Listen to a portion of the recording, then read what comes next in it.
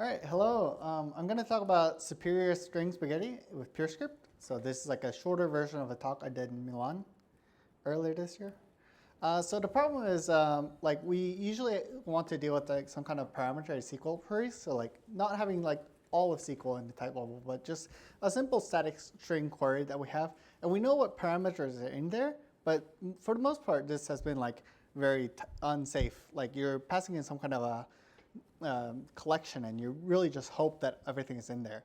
So since we already know like what the query string is statically, we should be able to use the type level to extract information from it, right?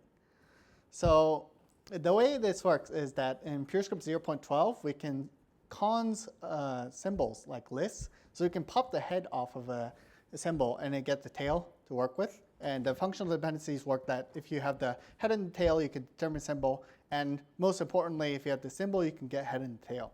And so we can use it to actually parse symbols, where we can parse out the parameter names in our SQL query before, right?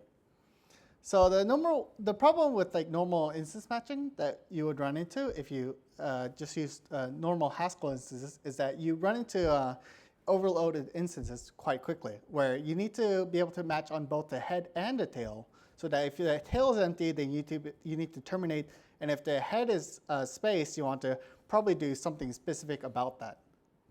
So if you try to do this in Haskell with like with some functional dependencies where you have x determining something and then xs determining something, then these will overlap. So the way that we get around this is that in PureScript 0.12, we have a new feature called instance chains. And they're really groups of chains. They're not guarded like the full instance chains implementation would be. So, but this is like enough for us to be able to do everything. And it just uses regular funded-based instance matching. So whichever instance head matches first, that will be the instance chosen. And it uses else keyword in front of instance to say that which instances should match next. And so these groups can only be defined within a module, but that's pretty much just fine. So how did these solve our problem, right? Other than just the example we saw earlier. Like say we want to work with this static query, right? And we want to get out this parameterized record type where we have the name parameter and the count parameter extracted out from the query. So then we can write a top level function where we have like a top class called extract params, and then the extract params can then start the actual parsing routine inside by popping out the head and starting the routine. And we can build into this params row type the parameters that should go into our record type.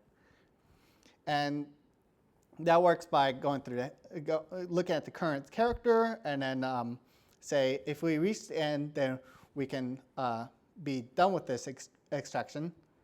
But then on the normal case, you run into a $sign, which denotes a parameter in SQLite queries.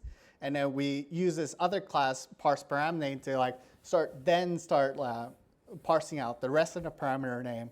And once the parameter name is extracted, then we continue on to the rest of the string to see what else we can extract. And then the else case, that's the final one over here, is a normal case really, where you still have the end of the string and you haven't run into a parameter, so you just keep on continuing on through the string. And so the way this works is this rowcons class over here on the fourth constraint over here. So how rowcons works is that you can actually cons a given field onto an existing row type, and then you get a new row type that is the subtype that you've provided plus the new one.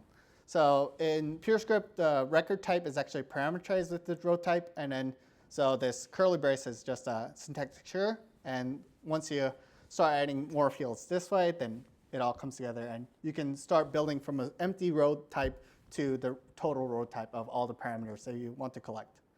And so this is like a diagram of basically how this works. Like if you think about a row type as being a bunch of crayons, then you have the labels, which will be the name of the color, and then the type will be whatever type you use for whatever crayon should be. So back to the top, hopefully this function makes enough sense now that this extract params lets us extract out from query the actual params row type, and then the second argument to this function is going to be this parameters record type.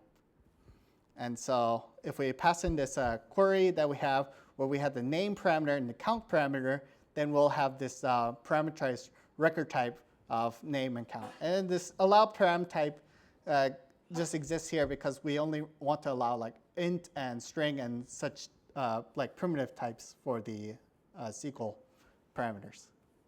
So yeah, I have this available as a library, and it's called Judgment, just because it's like a unique name. So the joke is that you look at the picture and it looks like food, and then you look closer and it's actually a bunch of type level. So yeah, hopefully this shows you that like with PureScript 0.12, you can extract a lot of information out of symbols, so you don't really have to like worry about some kind of only term level guarantees or verification of things.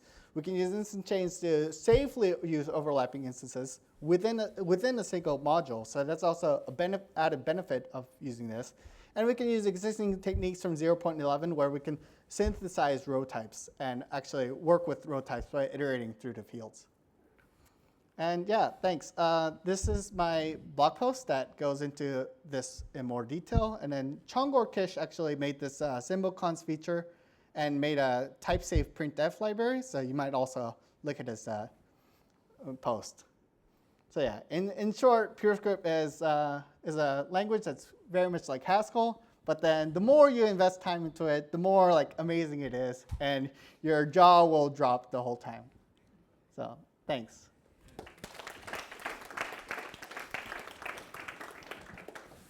I think we've got time for a couple of questions, if anyone has any. Yep. Yes. Is PureScript better than Haskell?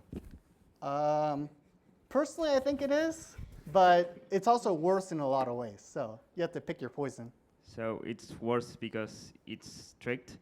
Yeah, that's the primary thing about it. Thanks.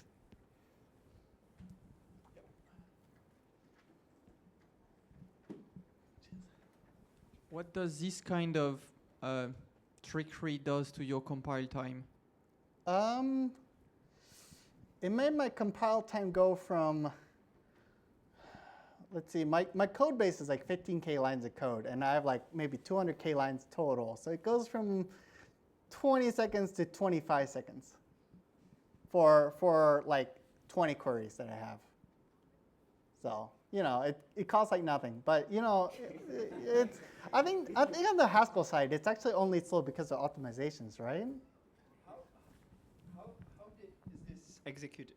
So when How you is it look at executed? these, instance chains, is it like unification there, or is it like compiling to JavaScript and then running Node.js behind it? Oh, yeah. I mean, it's backed by a JavaScript library. So I reflect the symbol to the string value, and then I create the record, right, or the user passes in the record.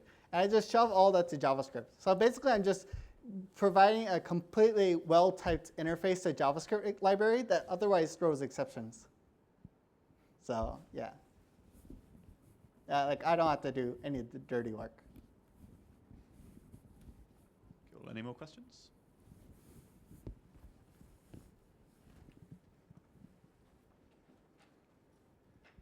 So, of course, in Haskell, we don't have these instance chains, but we do have closed type families, which let you express many of the sort of similar programs like this, I think. I mean, do you have a feel for how they compare? I feel a little bit scared of the idea of trying to extend this kind of programming with lots of class instance chains to more complex programs. And do you think that's going to be a difficulty?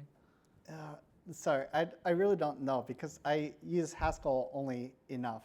Like, yeah, most of the time, like unless I'm doing GC generics, I usually use Haskell when I can't use Perl, so can't answer that question. Okay, I mean, I guess, yeah, okay. I guess just focusing on the PureScript side, the question is, does this technique of programming with instance chain scale, do you think, to more complex programs?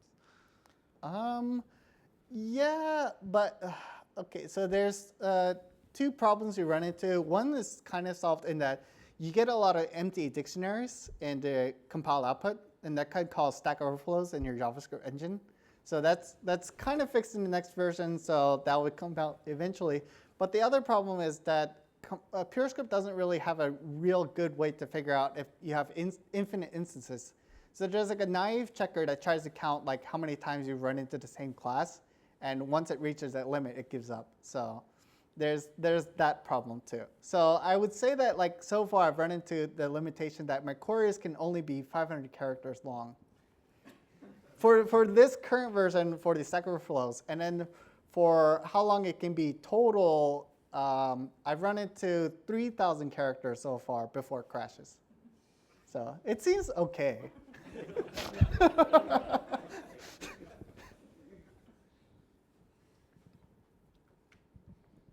We've still got time for maybe one more question.